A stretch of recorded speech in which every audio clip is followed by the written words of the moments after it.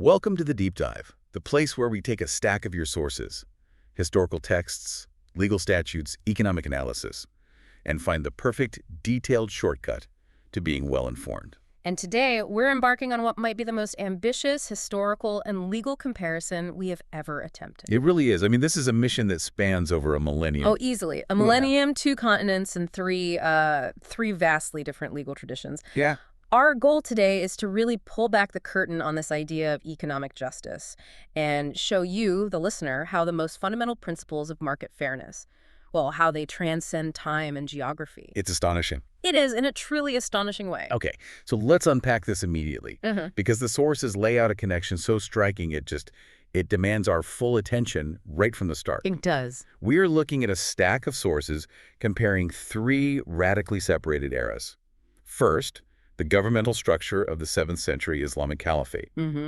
Then, we jump forward to the creation of American antitrust law in the late 19th century. Whole different world. And then, we brew it right into the modern day with contemporary competition law in Pakistan. And the power of this comparison, the whole reason we're doing this is, it's the convergence. The convergence, yeah.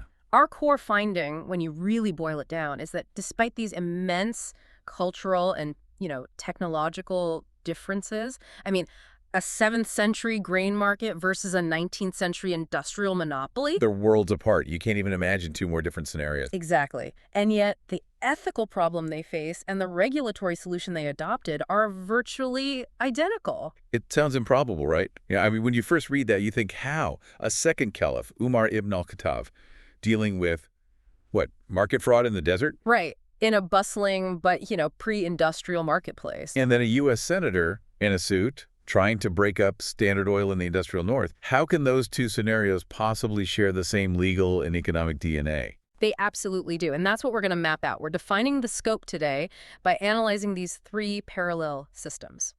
First, like you said, the system of Islamic governance established by Umar ibn al-Khattab in the 7th century. The blueprint, in a way. The ethical blueprint, absolutely. Yeah. Second, the establishment of modern secular competition law in the United States with the Sherman Antitrust Act of 1890. The industrial response. And third, the contemporary implementation of this thinking in Pakistan's Competition Act of 2010. So, okay, what is the single guiding idea then? What's the thread that links these thousands of years and these distinct cultures?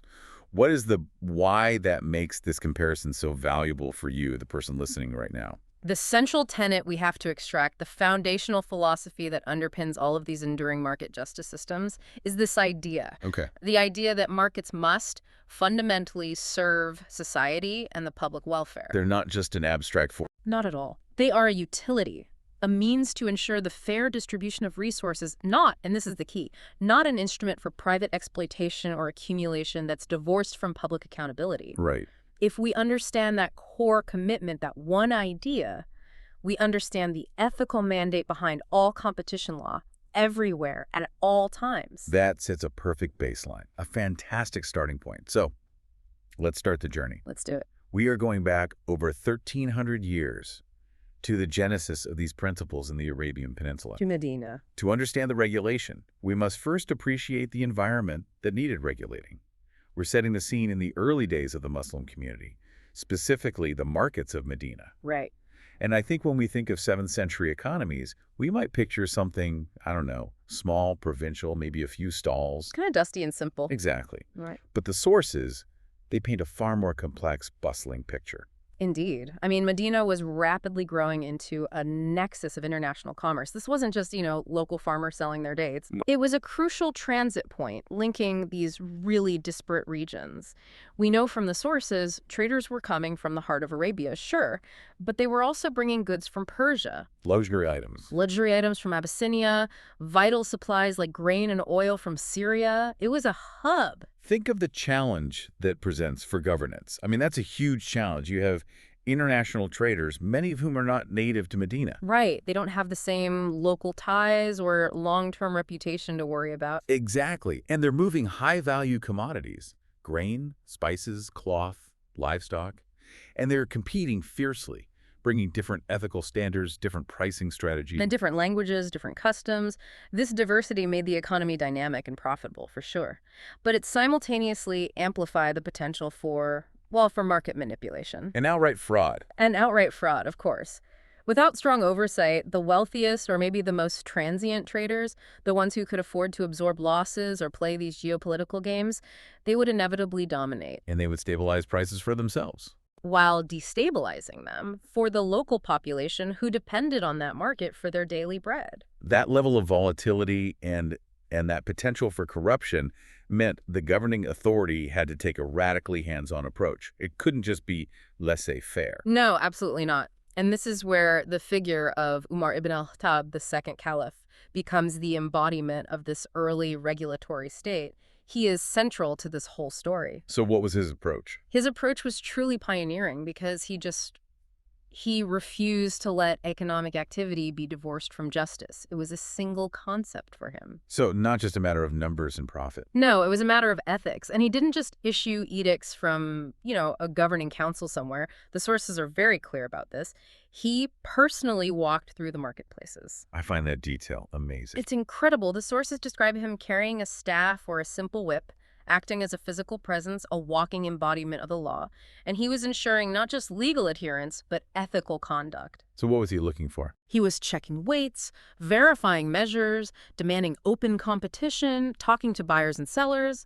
This personal oversight established that market integrity was a direct day-to-day function of good governance.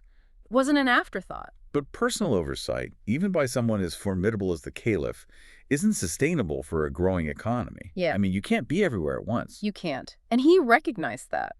To codify this commitment to fairness, to make it a system and not just one man's personality, Umar did something truly groundbreaking in administrative history. He institutionalized the role. He institutionalized it. To ensure justice persisted beyond his personal presence, he appointed a dedicated official to oversee market activities. And this appointment, this person, Shifa bint Abdullah, is historically profound. Here's where the detail is so vital for our listener. Shifa bint Abdullah wasn't just an advisor or, some minor functionary. Not at all. She was appointed as the first ever market inspector. The term used later in Islamic legal tradition is musasib.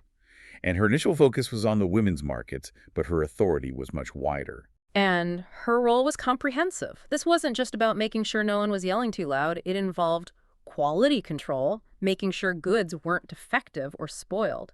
Consumer protection. Basic consumer protection, exactly. Ensuring fair weights and measures were used, eliminating fraud, and most critically for our discussion today, it involved monitoring market dynamics. To what end? To ensure open competition and fair pricing, she was, in effect, the first competition commissioner. That is just. It's an immense administrative significance. We are talking about the earliest known formalized regulatory officer whose primary function was competition and consumer protection. Established in the 7th century. Yeah. This specific administrative innovation creating a neutral state authority to enforce economic fairness predates the formation of modern competition authorities, like the U.S. Federal Trade Commission or the CCP in Pakistan. By over 1,000 years, a millennium. It's incredible, and it speaks directly to the priority of the state at that time. It does. Economic ethics were not secondary. They weren't a nice to have. They were a foundational pillar of societal stability. The appointment itself sends this powerful message. The state is serious about preventing exploitation. And the integrity of the market depends on this neutral, empowered regulatory figure. Yes. And that role was tested almost immediately by the biggest temptation in any early market. Which is? Monopolistic behavior. This brings us to the core case study then. The specific incident that really encapsulated Umar's entire economic philosophy and provides that defining quote that connects us all the way to the 19th century. Yes, the issue was classic anti-competitive behavior. In the language of the time, it was called hoarding. In modern terms, we might call it restricting supply or cornering the market. Okay, so what happened? Our sources detail a powerful, wealthy grain trader in Medina who saw an opportunity. It was a classic case. He bought up and withheld a huge portion of the available wheat stock. So he was creating artificial scarcity. Exactly. There was adequate supply in the region, but he was creating scarcity in the market where people actually bought their food. And the goal, obviously, was price gouging. Of course. By creating that scarcity, he could then release his stock slowly, trickle it out at massively inflated prices, maximizing his own profit at the direct expense of every single person who needed bread to live. This is exploitation of necessity. It's the most basic form of it. It is. And when Umar discovered this scheme, the confrontation was direct. The merchant was challenged on his behavior. And what's fascinating is the merchant's defense. He had a defense. He did. He didn't deny the action. He didn't say, no, I wasn't hoarding. He attempted to justify it. Ow. By using a primitive concept of unfettered property rights. The idea that I bought the wheat with my own money, therefore it is my private capital to dispose of or withhold as I see fit. He was claiming pure, unlimited free trade. So the conflict wasn't just about the price of grain. It was a fundamental clash over the very purpose of economic activity. That's it, exactly. Yeah. The question was, did his individual property right supersede the collective need of the community for survival? How did Umar justify overriding what the merchant claimed was his basic economic freedom? He did so by stating, in no uncertain terms, that economic freedom ends where public necessity begins. He immediately cut through the legalistic justification and went straight to the ethical mandate governing the state's role. He delivered that famous ultimatum. He did. The famous ultimatum. Either sell at a fair price or leave our market. It's so direct. There's no ambiguity there. Zero ambiguity. It establishes an immediate boundary. Yeah. If your business model is reliant on exploiting the community, that model is incompatible with our jurisdiction. You can do it somewhere else, but not here. But the philosophical statement that followed is the one that really echoes across legal history. It is. He directly refuted the merchant's defense of unfettered economic liberty with the clear line, free trade is not a license to choke the poor. That statement draws a moral and a legal boundary. It establishes that while the market is encouraged, any system that allows profit to be derived from the starvation or the necessity of the vulnerable requires state intervention. It makes intervention not just optional, but a mandatory requirement of justice. That decisive judgment required decisive action. It wasn't just a verbal warning, a slap on the wrist. Oh, no. What were the concrete, immediate regulatory measures that followed this intervention? The intervention was comprehensive, and it set several legal precedents that were, followed for centuries. First, Umar ordered the release of all hoarded stock immediately back into the market. So flood the market with supply. Instantly, restore supply and crash the inflated prices back down to their natural level. Second, he mandated the restoration of fair market prices, ensuring the merchant couldn't even benefit from his initial manipulation. No ill-gotten gains. None. Third, the merchant was subjected to specific penalties for deceptive and exploitative practices. There had to be a consequence beyond just undoing the act. And most critically, what were the systemic changes ordered to prevent this from happening again? Right, because you have to fix the system. For future market stability, he ordered strict and continuous surveillance on all forms of monopolistic and anti-competitive behavior. So this is the job of Shifa bint Abdullah. This is now her official, ongoing mandate. This included daily checks on weights, measures, and crucially, inventory levels of essential goods to detect any attempts at creating artificial scarcity. So transparency. Yes. It established that transparency and public accountability were mandatory for all large-scale traders. You couldn't just operate in the shadows. Looking at that comprehensive response, we can synthesize the specific legal principles that emerged from it. This established what we can truly call the earliest anti-monopoly laws. You absolutely can. The core principles were, first, anti-hoarding regulation and anti-price fixing. A direct prohibition on manipulating supply or coordinating price increases. It's the most basic rule. Okay. Second, consumer protection and market transparency. Laws requiring honest dealings, accurate weights, public disclosure of prices, the fundamentals of a fair transaction. And it also established a clear prohibition of collusion. Yes, even implicit collusion. The idea that if several large traders simultaneously decided to hoard, that was understood as a restriction of trade, even if they didn't meet in a smoke-filled room to plan it. And the most important precedent of all. The fundamental precedent for state intervention against exploitation. The principle that when the pursuit of private profit undermines public well-being, the state not only can intervene, it must. It is remarkable. The foundational philosophy guiding all of these actions, the ethical mandate that we must never forget when we discuss competition law, is what? It is the mandate. Markets must serve society, not exploit it. The economy is a tool of social justice. Okay, now let's hold on to that exact principle. that the state must intervene when private capital chokes the public. And let's jump. A big jump. 1,000 years into the future, into a world defined by steam engines, by steel, by oil.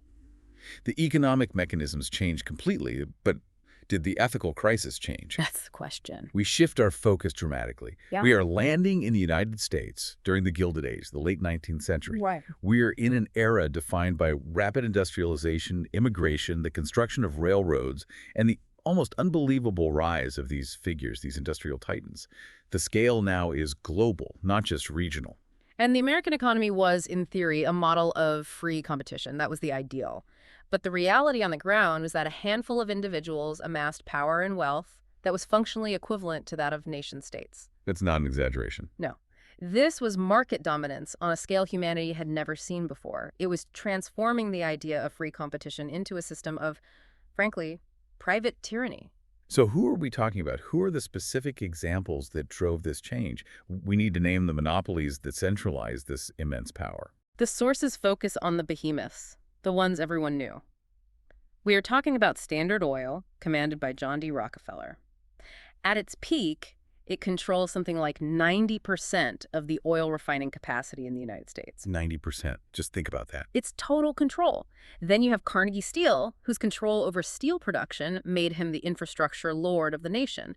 Nothing got built without his steel. And you can't talk about this era without talking about the railroads. You can't. The powerful railroad barons like Cornelius Vanderbilt, they controlled the physical arteries of commerce.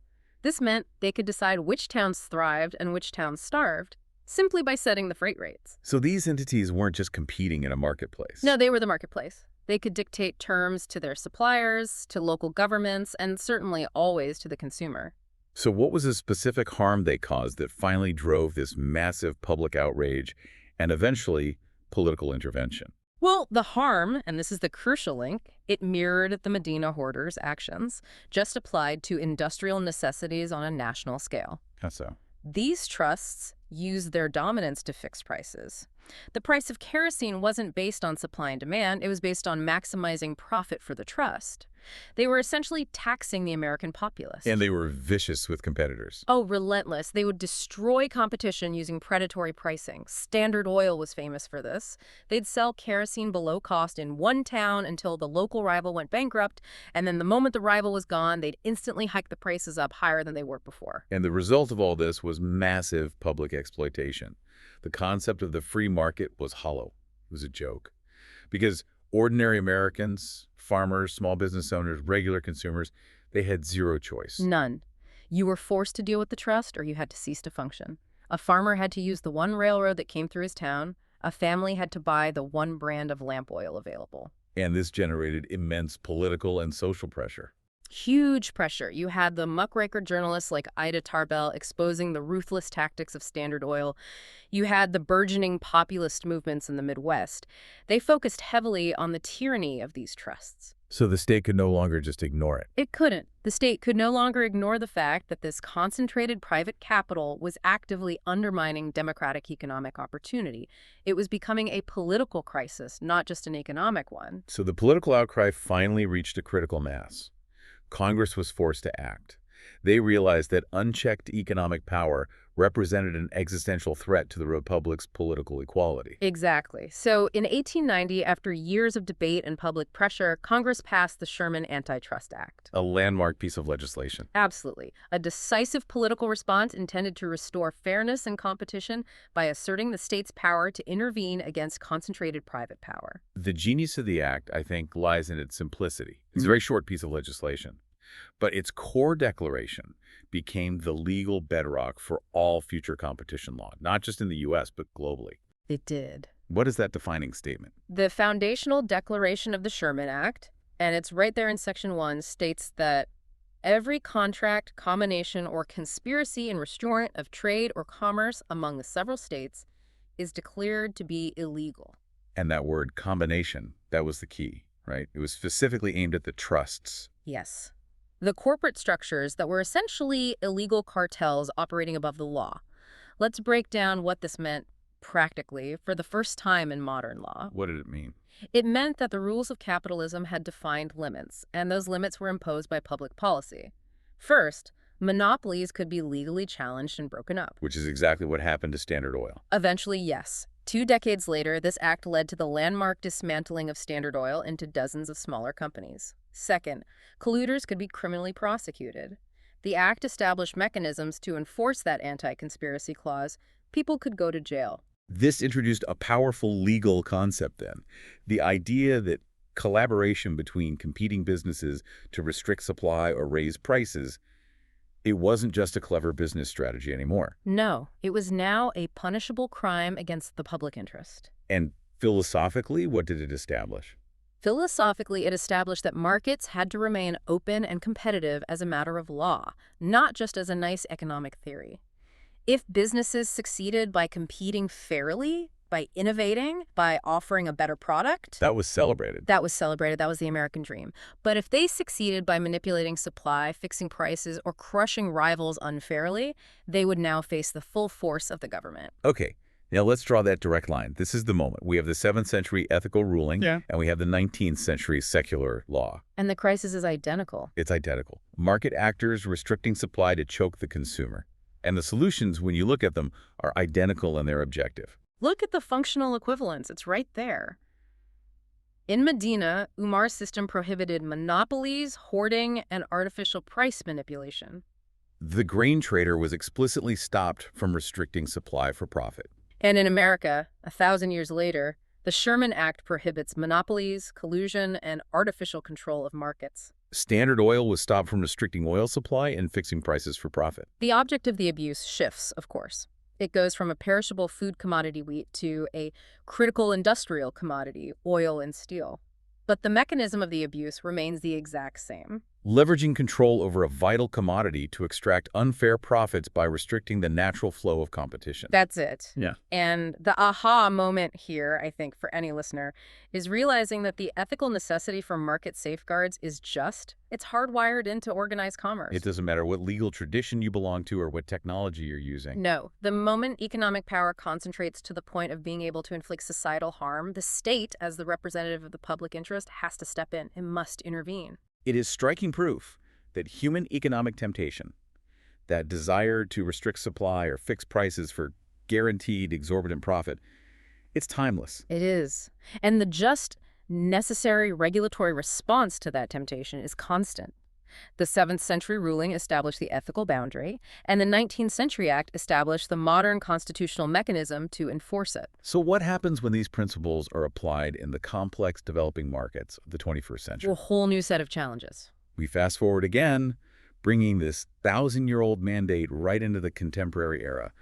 We're looking now at how a modern, complex, developing economy like Pakistan ensures market fairness. Through its Competition Act of 2010. Right. And this act had to align not only with global standards, but also address very specific local challenges of, corruption, concentrated family wealth, things like that. The Pakistan Competition Act of 2010 is a really pivotal piece of legislation.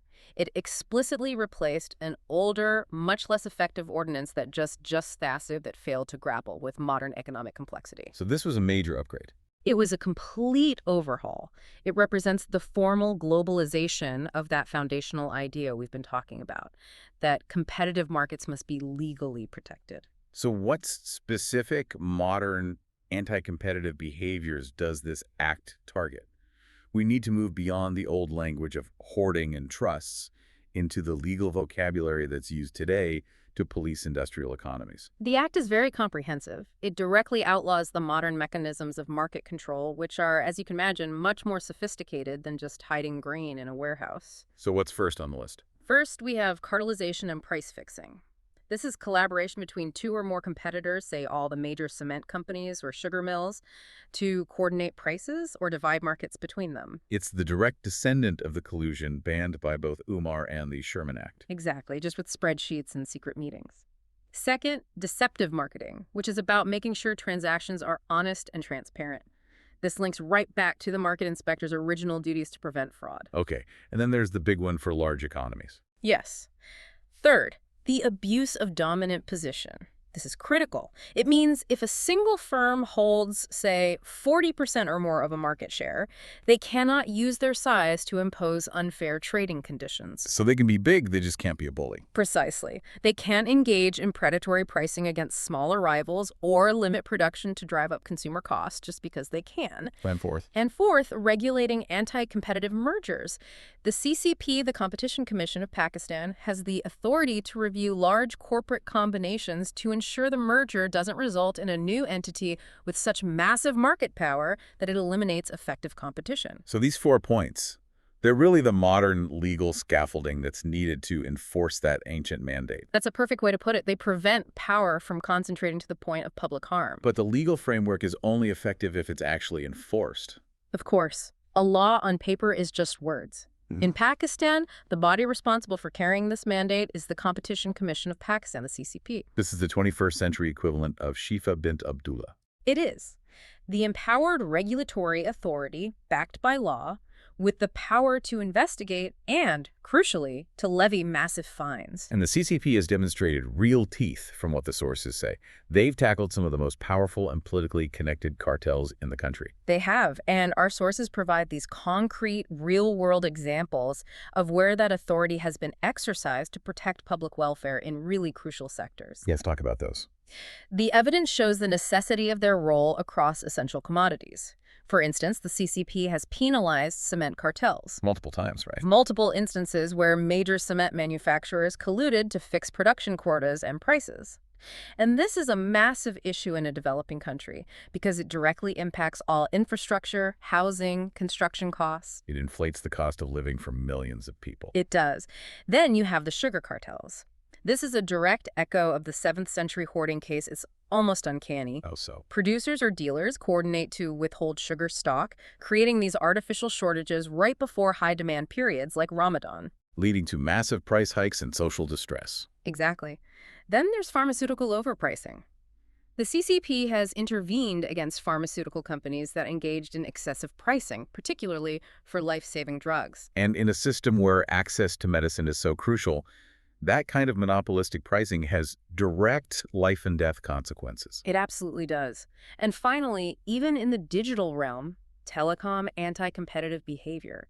They've addressed abuses like exclusionary agreements or discriminatory pricing within crucial communication services. So the complexity of the goods has changed. It's gone from wheat to pharmaceuticals and bandwidth, but the predatory intent remains constant. Exploit dependency for unearned profit. The CCP stands as the modern bulwark against this fundamental, timeless temptation. And critically, the authority of the CCP to levy these massive fines and interfere with private business dealings, that was fiercely challenged, wasn't it? Oh, of course it was. It led the matter all the way up to the Supreme Court of Pakistan.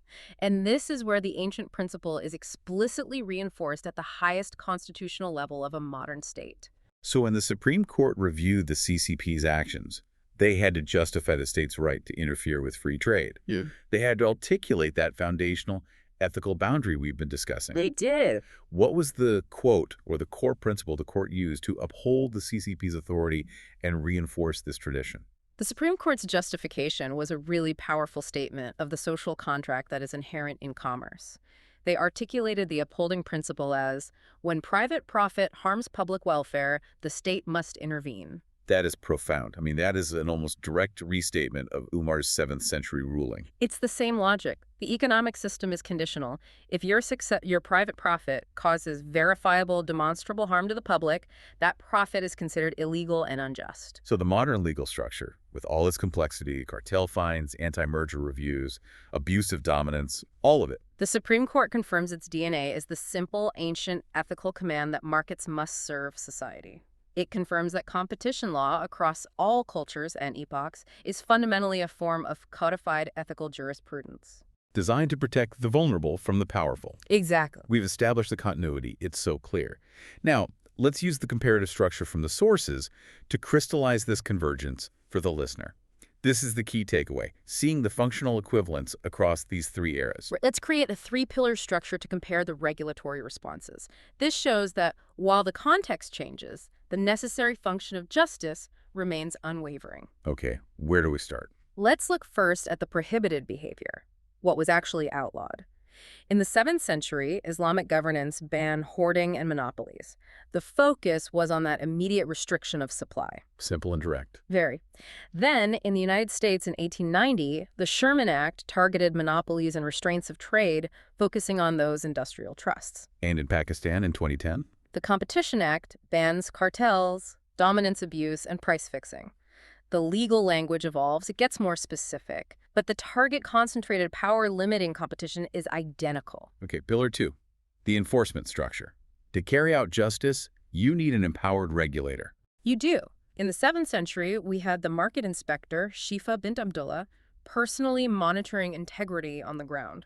In the U.S., the necessity led to the appointment of antitrust regulators within the Department of Justice and later the FTC. And in modern Pakistan, we see the CCP empowered as the independent regulator. Same function, different title. And finally, the third pillar, the guiding legal purpose, the philosophical driver of the intervention. Right. In the ancient system, that command to sell fairly or leave explicitly protected consumer rights and public access to necessities. And in the U.S., the Sherman Act and all the case law that followed it established the consumer welfare doctrine. Which means the law's primary concern shifted a bit from protecting small competitors to protecting competition itself for the ultimate benefit of the consumer. And in Pakistan, the modern law established the consumer and public interest doctrine, explicitly confirming that the law must serve the broader public good. It brings it right back to that ancient ethical mandate. So the functional convergence here is total. It is. Same problem, same regulatory function, same ultimate purpose of protecting the public from economic exploitation. We use the Latin legal phrase ratio decidendi, the fundamental reason for a decision, or the governing principle of the law. Right. If we look across these three distinct legal systems, one religious, one capitalist, one constitutional, what is the single overarching ethical and legal ratio decidendi that they all share? It's the unifying mandate, the one that transcends time, religion, and ideology. The core mandate is this: markets exist to benefit the public. Any conduct that restricts fair competition is an injustice and must be restrained. That's the philosophical DNA. That is the philosophical DNA of all competition law. It states clearly that economic freedom is conditional. It's not absolute. It's conditional upon adherence to societal fairness. Let's briefly summarize the specific historical impact of each of these three systems, just to show how they contributed to this global tradition of justice. Let's do it. First, Umar laid the foundation of ethical markets. He established the principle that governance is fundamentally responsible for monitoring and intervening to prevent market-based exploitation. He anchored economic activity within an ethical framework. The first step. The crucial first step. Second, the Sherman Act began the modern antitrust era. It demonstrated that even in highly industrialized capitalist democracies, concentrated monopolies must be structurally broken up and restrained to maintain market viability and, just as importantly, political fairness. And third, Pakistan. Pakistan's Competition Act brought these historical ethical principles into constitutional practice.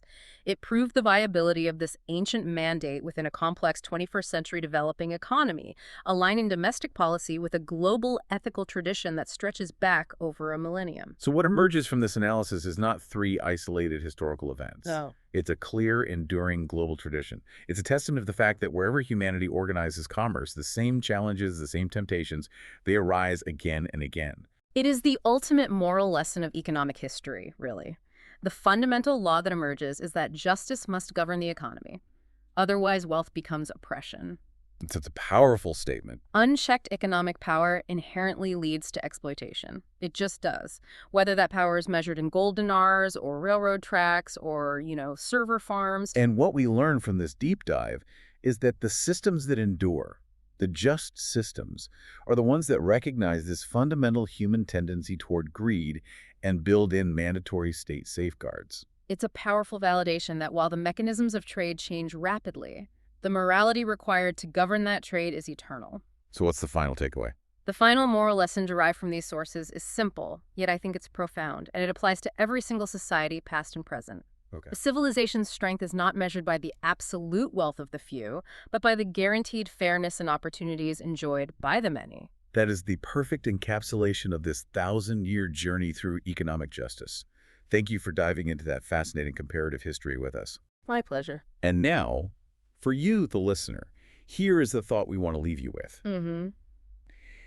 If the historical mandate, as we've established, is that the state must intervene when private control of vital infrastructure or commodities harms the public, Right. how do modern debates around mega technology monopolies, companies that control not just oil or steel, but the very infrastructure of information, of data, of communication, how do they fit into this continuous thousand-year tradition of seeking market fairness? It's the essential question, isn't it? Are we seeing the same ethical crisis, the hoarding of access and data, just manifested through algorithms instead of cartels? It raises an important question about whether our current laws, which were, drafted for 19th century oil Or trusts, sufficient to enforce that ancient mandate today that markets must serve society? something to mull over as you navigate the digital marketplace. Thank you for sharing your sources and for participating in this deep dive. We'll see you next time.